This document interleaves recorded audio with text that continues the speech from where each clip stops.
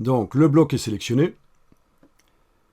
Vous avez la possibilité, dans la barre contrôle du dessus, de modifier sa dimension en largeur et hauteur. On peut même mettre la chaîne comme ça en modifiant n'importe lequel des deux. Ne le faites pas encore.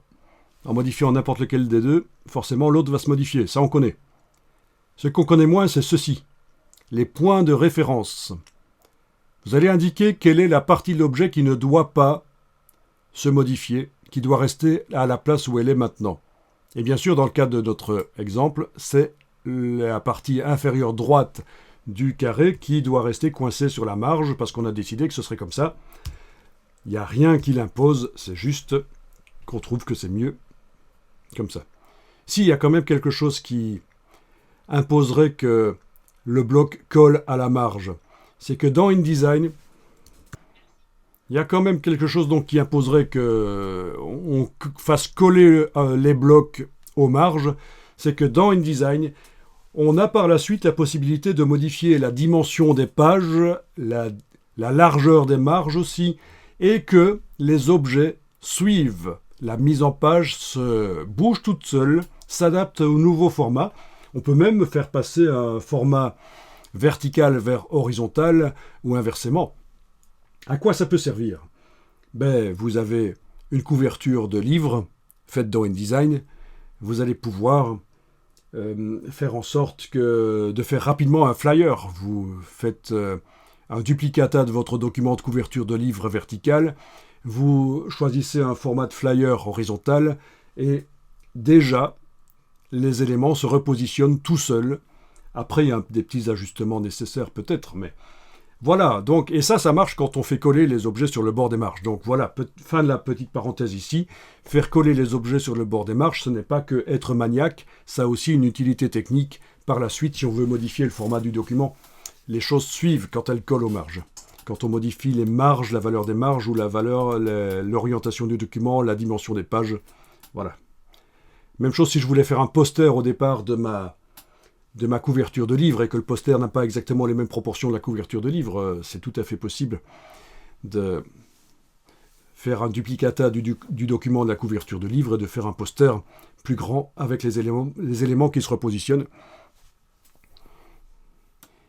On a ça aussi quand on fait des applications pour iPad ou pour tablette Samsung, bien sûr, ou autre marque, puisque un truc super sympa avec les magazines interactifs, c'est qu'on peut positionner la tablette en verticale ou en horizontale et la mise en page se repositionne.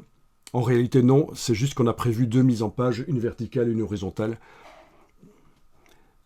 Bon, donc le carré, on va modifier sa dimension. Maintenant que vous avez déterminé que ce carré, la partie qui ne bougera pas, c'est la partie en bas à droite. Vous allez par exemple indiquer qu'il va avoir une dimension de manière arbitraire, 15 mm. Touche tabulation, on a 15 de chaque côté puisque la chaîne était enclenchée.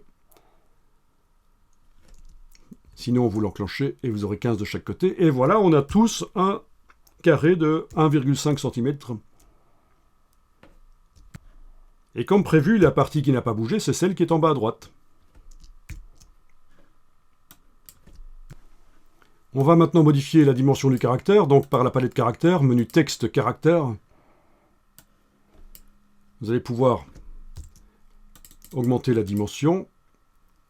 Le voilà qui va passer à 20, on va dire. Alors, c'est 20 avec la police actuelle qui est Mignon Pro, mais on peut aller choisir une autre police. Et parfois, avec d'autres polices, ça va être trop grand ou trop petit. Il faudra ajuster à nouveau le caractère.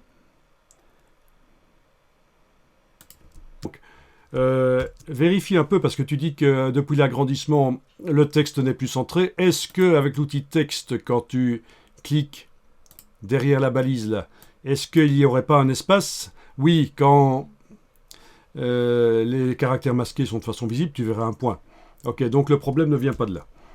Pourquoi on va essayer de trouver la solution. Alors,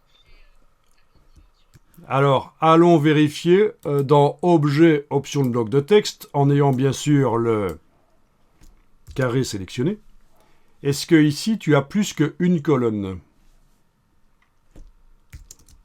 D'accord, donc bizarrement tu avais une seule colonne mais tu étais passé en largeur modifiable et ça faisait un truc bizarre. Bon.